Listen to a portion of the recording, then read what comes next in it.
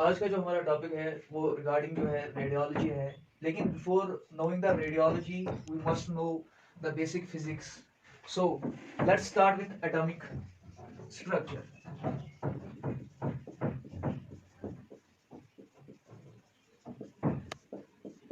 Atomic structure समझने से पहले हमें ये पता होना चाहिए जो एटम है वो है क्या। एटम अगर हम डिफाइन करेंगे, atom is the smallest particle of matter.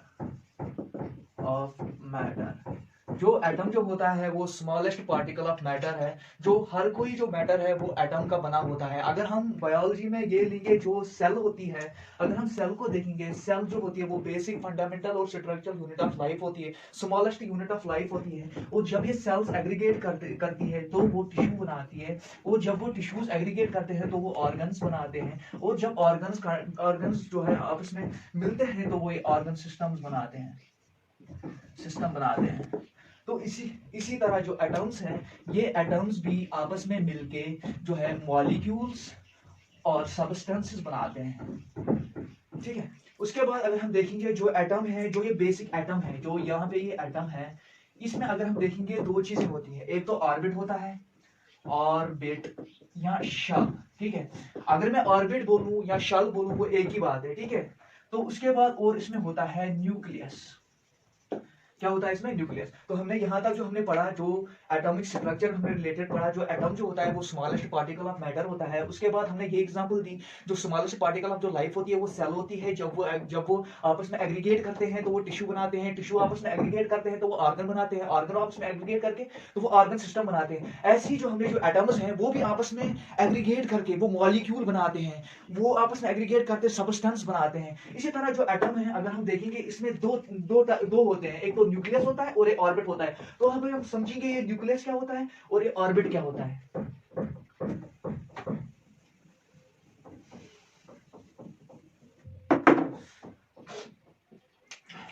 Nucleus और ऑर्बिट। लेकिन बिफोर नोइंग न्यूक्लियस या ऑर्बिट हमें पता होना चाहिए जो एटम्स में है, एटम्स में तीन टाइप्स ऑफ पार्टिकल्स होते हैं। क्या होते हैं? एटम्स में तीन टाइप्स ऑफ पार्टिकल्स होते हैं। Atom consist of three particles, one is positive charge, one is negative charge and one is neutral, that is no charge.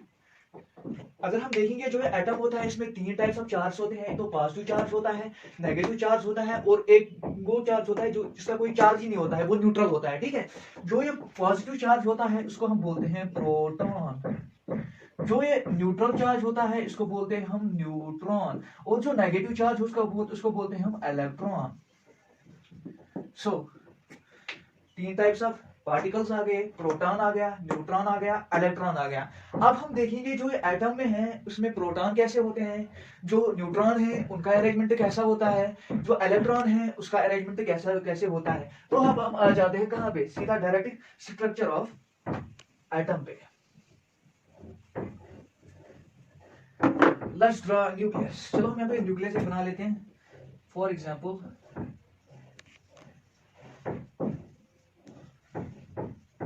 ये मान लीजिए यहाँ पे न्यूक्लियस है। जो हमारा न्यूक्लियस है, याद रखिए हमेशा, जो हमारा न्यूक्लियस है इसमें प्रोटॉन्स मतलब पॉजिटिव चार्ज प्लस न्यूट्रॉन्स होते हैं। क्या होते हैं?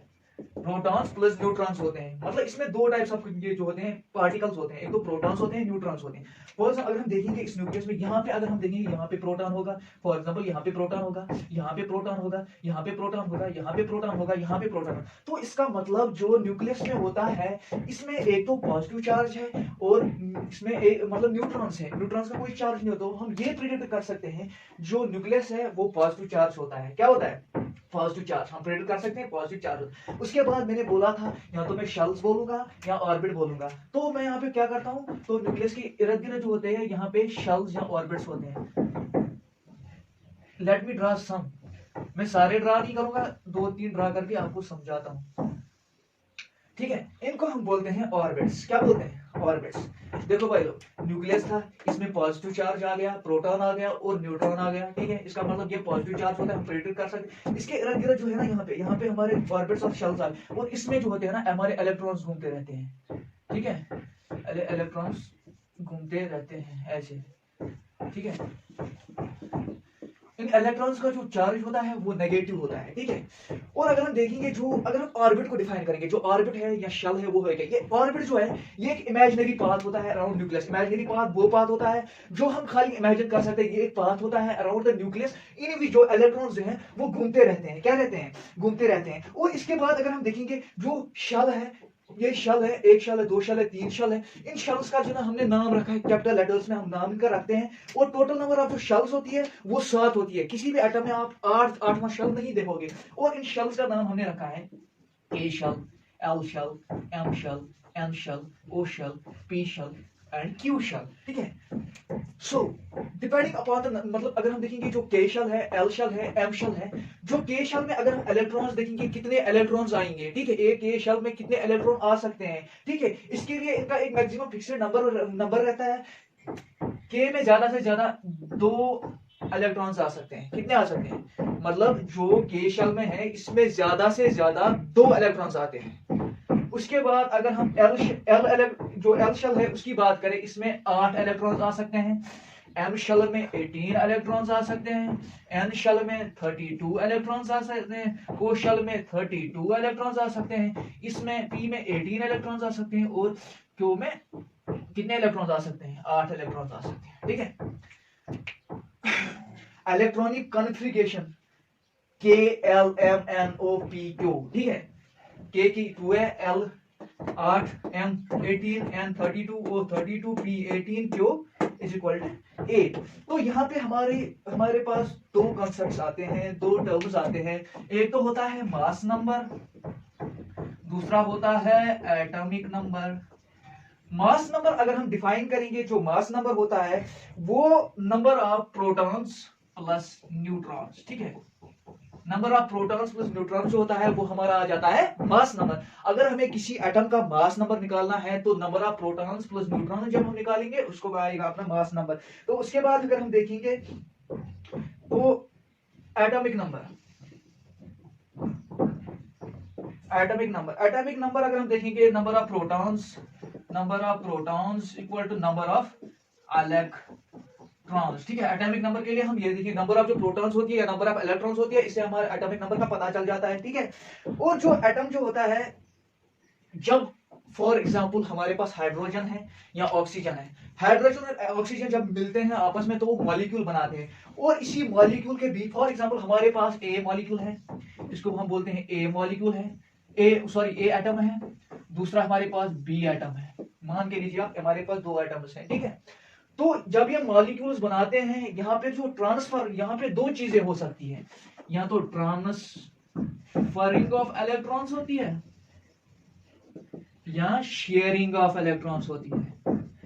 इलेक्ट्रॉन्स, इसका मतलब क्या हुआ, जो मतलब अगर जो एटम्स होते हैं, हमने मान लिया यहाँ पे ए एटम है या बी एटम है, या तो ट्रांसफर ऑफ इलेक्ट्रॉन्स होती है फ्रॉम ए टू बी या बी टू ए, या शेयरिंग ऑफ इलेक्ट्रॉन्स। शेयरिंग में क्या होता है, शेयरिंग में अगर एक ये इलेक्ट्रॉन देगा तो ये भी वापस में देगा, मतलब शेयरिंग जो होती है वो एक टाइप की केयरिंग होती है। तो इसका मतलब जो depending upon the number of, जो अगर हम देखेंगे जो एटम जो होता है जब ये लॉस करता है electron, when atom losses electron it form positive charge. क्या फॉर्म करता है, पॉजिटिव चार्ज। ये एटम है, इसने लूज इलेक्ट्रॉन किया तो फॉर्म पॉजिटिव चार्ज, ठीक है। और जो एटम गेन करेगा इलेक्ट्रॉन, क्या करेगा, गेन करेगा इलेक्ट्रॉन, उसमें आ जाता है हमारा नेगेटिव चार्ज। तो उसके बाद अगर हम देखेंगे रेडियोलॉजी में कुछ टर्म्स आ जाती है हमारी, ये हमारा बेसिक फिजिक्स था तो इतना आपके लिए काफी था। तो उसके बाद अगर हम देखेंगे रेडियोलॉजी में जो बेसिक टर्म्स हैं, जो पहली है, सबसे पहली उसको हम बोलते हैं आयोनाइजेशन।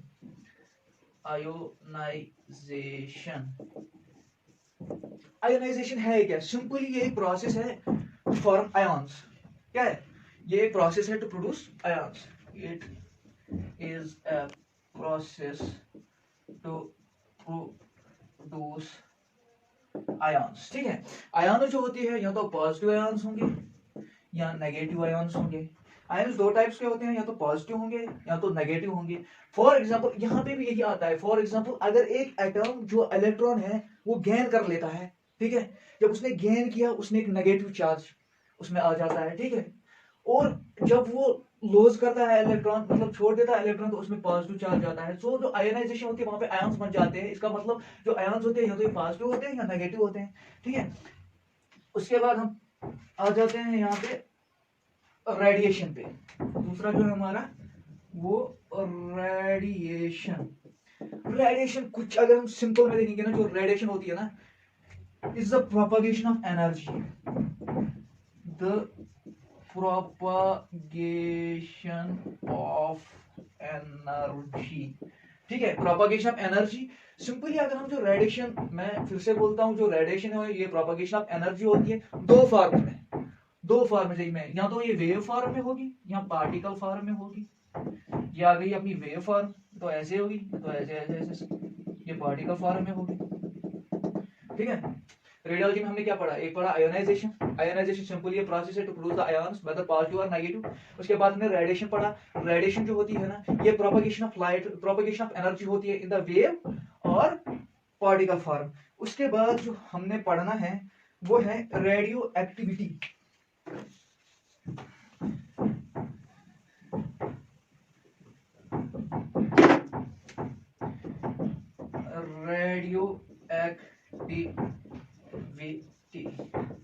रेडियो एक्टिविटी जो होता है वो क्या होता है, अगर हम ये देखेंगे रेडियो एक्टिविटी, जो एटम होता है व्हेन एटम इज अनस्टेबल, ठीक है, जो वो अनस्टेबल होगा तो it undergoes spontaneous disintegration. When atom is unstable it undergoes spontaneous disintegration called radioactivity। जो एटम होता है जब वो अनस्टेबल होता है, अनस्टेबल, अगर हम अनस्टेबिलिटी की बात करें तो ये बेटर किसने, ये हमारा ऑक्टेट्स लॉ, जो ऑक्टेट्स लॉ है, ऑक्टेट्स लॉ, उसमें हम जो अगर हम पढ़ेंगे जो ऑक्टेट्स लॉ होता है, जो एटम होता है टू बी स्टेबल, इसमें बोलता है ये atom to be stable must contain 8 electron in the outer most shell. जिस एटम के पास 8 electron in the outer most shell होंगे तो इसका मतलब जो है ना वो स्टेबल है, इसको बोलते हैं ऑक्टेट्स लॉ। ऑक्टेट्स लॉ क्या बोलता है, atoms to be stable must contain 8 electrons in outermost shell। कितने इलेक्ट्रॉन्स होने चाहिए, 8 इलेक्ट्रॉन्स आउटर मोस्ट शेल, ठीक है। उसके बाद जो रेडियो एक्टिविटी होता है, रेडियो एक्टिविटी में जो एटम होता है वो सबसे पहले अनस्टेबल होता है, जिसकी वजह से वो स्पॉन्टेनियस डिसइंटीग्रेशन में चला जाता है, उसको हम बोलते हैं रेडियो एक्टिविटी। फॉर एग्जांपल अगर हम एक एग्जांपल लेंगे, हमारे पास सोडियम फ्लोराइड है, ठीक है, हमारे पास सोडियम फ्लोराइड है। अगर हम सोडियम का देखेंगे, सोडियम का जो एटॉमिक नंबर होता है वो 11 होता है, ठीक है। और उसके बाद अगर हम देखेंगे जो फ्लोराइड होता है वो 9 होता है, ठीक है। अगर हम इसकी इलेक्ट्रॉनिक कॉन्फ़िगरेशन निकालेंगे, ठीक है, तो जो पहले इलेक्ट्रॉन में, पहले में कितना आ जाता है, पहले में हमारा आएगा 2, उसके बाद आएगा 8, इसके बाद आएगा 1, एक शेल, 2 शेल, तीसरा। इसका मतलब जो लास्ट का इलेक्ट्रॉन इसका है, इसमें एक शेल है, एक इलेक्ट्रॉन है, इसका मतलब ये अनस्टेबल है। उसके बाद अगर हम इसकी बात करेंगे, इसमें पहले में आएगा 2, दूसरे में आएगा 7, तो इसको जो है एक इलेक्ट्रॉन चाहिए 8 बनने में। क्या चाहिए, एक इलेक्ट्रॉन चाहिए उसको 8 बनने में। अगर यहां से लेगा तो यहाँ पे 8 बन जाएगा, और इसका जो लास्ट का इलेक्ट्रॉन है इसमें भी 8 रहेंगे, इसमें भी 8 रहेंगे, ये फिर स्टेबल रहेगा। इसलिए जो सोडियम और फ्लोराइड है ये आपस में जो है ना बॉन्ड बनाते हैं, और बॉन्ड जो होते हैं वो 2 टाइप्स के होते हैं, ठीक है। ये बॉन्ड बनता है जो सोडियम फ्लोराइड बनता है, और लास्ट में बोलता हूँ जो बॉन्ड्स होती है, बॉन्ड जो है वो 2 टाइप्स के होते हैं। एक तो होता है कोवेलेंट बॉन्ड और होता है आयोनिक बॉन्ड। जब ट्रांसफर ऑफ इलेक्ट्रॉन्स होगा, जब मॉलिक्यूल्स बनते हैं, जब ट्रांसफर ऑफ इलेक्ट्रॉन्स होंगे, उनको वहां पे एक बॉन्ड बनता है, उसको बोलते हैं कोवेलेंट बॉन्ड। और जब शेयरिंग होगी उसको बोलते हैं आयोनिक बॉन्ड, ठीक है। और इसके अलावा अगर हम देखेंगे ऑक्टेट्स लॉ हर किसी में जो है वो अप्लाई करता है, एक्सेप्शन इसमें है, एक्सेप्शंस इसमें है transition metals and free radicals. ये था यहां तक बेसिक और कुछ डेफिनेशंस जो हमने आपके साथ डिस्कस की। इसके अलावा हम अगले लेक्चर में इससे आगे पढ़ेंगे। होप आपको समझ आया होगा। मैंने यूजुअली इसमें सिंपल लैंग्वेज यूज की ताकि सबको समझ आए।